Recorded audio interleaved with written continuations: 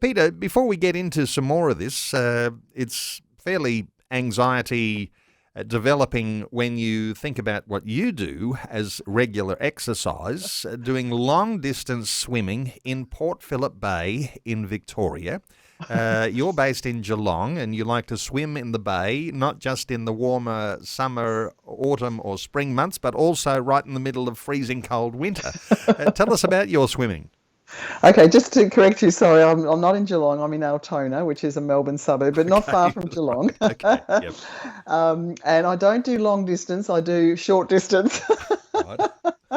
But yes, it's a very good cure for anxiety, and that is cold water. And there's a lot of studies around this. And I discovered it during lockdown. Melbourne, as you know, was the place in the world that had more lockdown days than anywhere else. And so we were stuck and we had a 5K limit where we could go for our exercise. And as a swimmer, I was no good after 1 week. So I got myself a wetsuit and got in the bay.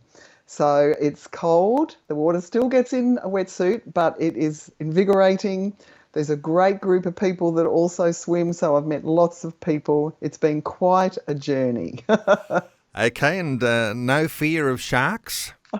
Look, I don't even think about sharks. I think once I did, somebody said something about sharks and I thought, what? I don't think about sharks, but I do think about jellyfish.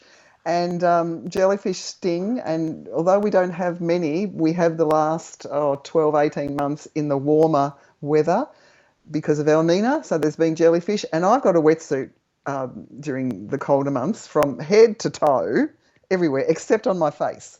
I'm doing freestyle, and where would I be stung twice? But of course on my face, and it stings and it lasts. So that I'm more concerned about jellyfish stings than sharks, believe me. Okay. Hey, the cold water idea, is this something that's, do doctors or counsellors say to people, if you're not, maybe you don't swim in Port Phillip Bay in the middle of winter and experience that cold water, but, you can stand under a hot shower and then turn the cold water on.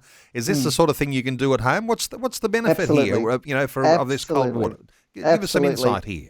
Okay, well, there's lots of studies on what it does do to the internal workings of our body, but also emotionally and our mental health. So there's lots of studies. People can just Google benefits of cold water therapy and they'll find out. But for me, I've just started in the morning now changing my shower from warm to tepid to cold. And if you can go for about 3 minutes, it's hard. I'm up to 2 minutes. It really does create this feeling of well-being and feeling alive, and it's physically therapeutic as well. So I would recommend it. There's lots of studies. People do it in Arctic circles. So they're doing it all around the world, and you will find a benefit. So I'm waiting for you, Neil, to tell me when you've started your cold showers. And I'm just looking at the date. It's the 27th of March. It's not April Fool's Day. So you could be saying to people, all your problems will be solved standing under a hot shower and then turning the hot Yeah. water off and leaving the cold turned on a cold day. Oh.